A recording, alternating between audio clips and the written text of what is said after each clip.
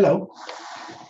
This week's Torah portion, Ki Tetzeh, includes a passage that shocks modern sensibilities. Quote, when you take your enemies captive, and you see among the captives a woman of beautiful form, and you desire her, you may take her to yourself as a wife.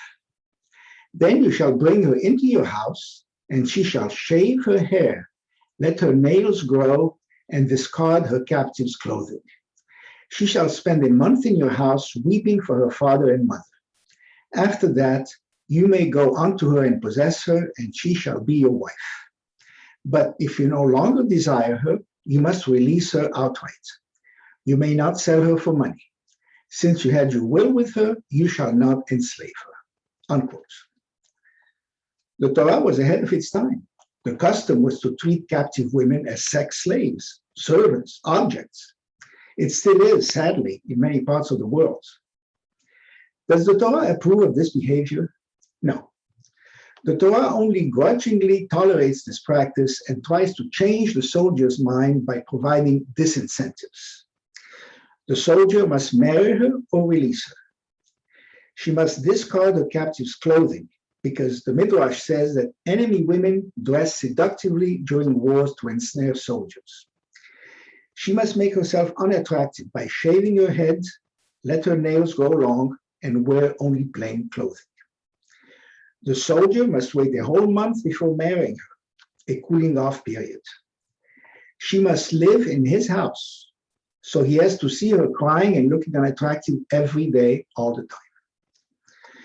Then the Torah indirectly warns of dire consequences if this practice is followed.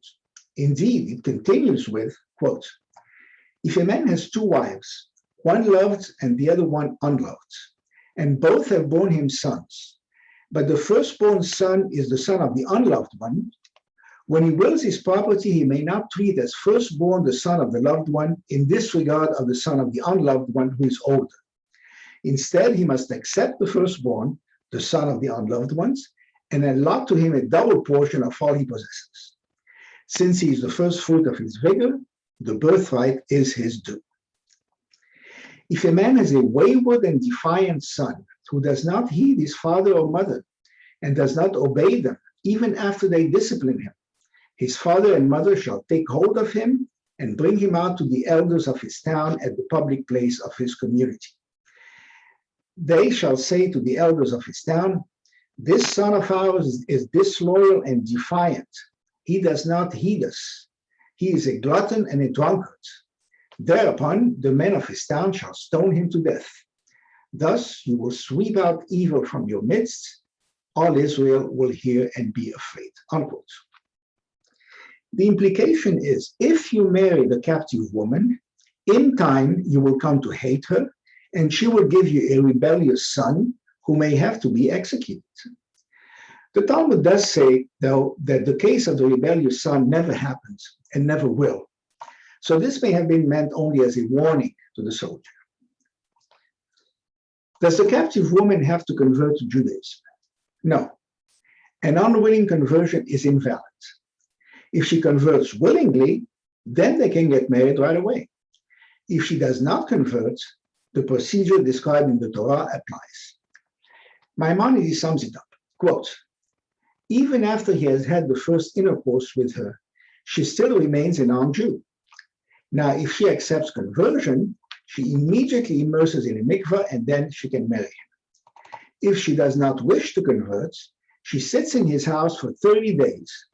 He does not prevent her from weeping for her religion, which she can no longer practice. She grows her fingernails long and shaves her head so that she will appear despicable in his eyes. She is to remain in the house with him. When he comes in, he sees her, and when he leaves, he sees her. This is done so that he will come to loathe her. He discusses matters with her for 30 days to induce her to convert. Unquote. Note that these provisions implicitly allow intermarriage. The soldier must marry her if he wants to keep her. Only marriage is mentioned. It is the only approved status for sex. So the Torah is saying, better that you intermarry and have non-Jewish children than that you treat this woman as a sex slave. Note that one can break all commandments to save a life, except those against idolatry, sexual immorality, and murder. This ruling is called pikuach nefesh. Sex matters are a top priority. Preventing prohibited intercourse is of paramount concern. Note that earlier instructions do prohibit marriage to female captives. Quote, when the Lord your God brings you to the land that you are about to enter and possess, and he dislodges many nations before you, you shall not intermarry with them. Do not give your daughters to their sons or take their daughters for your sons, for they will turn your children away from me to worship other gods, and the Lord's anger will blaze forth against you, and he will promptly wipe you out. Unquote. But commentators say that these instructions apply only to the people living in Eretz Israel at the time of the Exodus, not those involved in later wars. Now, why doesn't the Torah just prohibit this practice? Why does it allow this behavior? The Talmud says that it's a concession to the evil inclination, because soldiers on the front can't restrain themselves. Quote, it is preferable for Jews to eat sick animals that were slaughtered properly rather than eat carcasses which are prohibited. This means that it's better to do something questionable than to do something explicitly forbidden. If the Torah prohibited it, the soldier is likely to do it anyway and come to break other Torah commandments later. A slippery slope. The Mishnah says, mitzvah goreret mitzvah, avera goreret avera. One good deed brings another good deed. One transgression brings another transgression. The Talmud also offers other observations. Is the soldier allowed to have sex with her when he first sees her? Rav says yes, Shmuel says no, arguing the phrase, then you shall bring her into your house, means that he should not pressure her to have sex during the war. Later, Rashi and Ramban agreed, but the other commentators insist he may not have sex with her right away. The fact that she is referred to only as a woman implies that she is permitted even if she is married. The term her implies that he may take only her, but not her and another woman, one for him and one for his father, or one for him and one for his son, only one woman. The Talmud lays down the general principle that rabbis must not make a ruling that they know the people cannot follow. Quote, we do not lay a hardship on the community unless the community can endure it. The Torah describes the captive woman as being, quote, of beautiful form, unquote. Why? Since this is a subjective matter. The Midrash says, quote, whence do I derive that the same applies to an ugly woman? From a new desire, even if she's not beautiful. If so, why is it written of beautiful form? Scripture speaks of the common instance, unquote. Even so, one wonders what would have been lost if the Torah had just said a woman instead of a woman of beautiful form. Or HaHayim, 18th century Moroccan rabbi, writes, quote, when the Torah wrote, he desired her, it was very careful to write, meaning something within her, ba instead of ota, meaning her. This means that the soldier is not infatuated with the body of the woman, but with something inside her, her holy soul, which she was able to recognize, unquote. One can be forgiven for being skeptical, but this meaning is favored by mystics, including Hasidim. The verse states, and she shall shave her head and do her nails. The phrase do her nails is ambiguous. Rabbi Eliezer says it means she cuts her nails.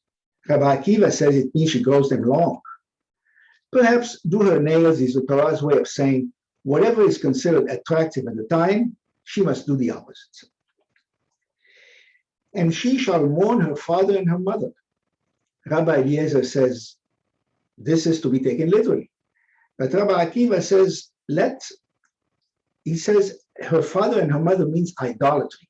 As it is written in the book of Jeremiah, quote, they say to wood, you are my father, and to stone, you have given birth to us. Indeed, why assume that she lost both her parents instead of just one, or a sibling, or a child, or nobody? The Ramban believes that by living in his house for a month, perhaps she will be appeased and come to desire him. How prevalent was this practice? The Talmud tells us that King David was one of the prime users of this leniency. Quote, Rav Yehuda says that Rav says, King David had 400 children in his army, and all of them were sons of beautiful women taken captive during war. And they grew their hair in a Gentile hairstyle, and they all sat in carriages of golds, and they walked ahead of the troops, and they were the strong arm, the enforcers of the house of David, on whose loyalty David's monarchy relied. These 400 youths did not fight in the battles, but would go out in front of the troops to fight everyone. David's daughter Tamar was the daughter of a beautiful woman taken captive in war, and was born before her mother converted. Therefore, Tamar was not considered Jewish.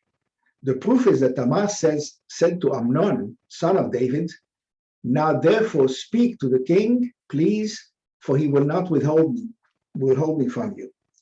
If there were siblings, David would not have allowed the marriage if Tamar was considered Jewish.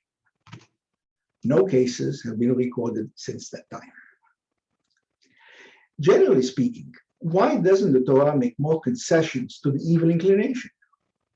The Torah does not say, if you have a strong craving for a bacon cheeseburger, you may have it, but you must donate 100 times its value to charity to buy food for the poor.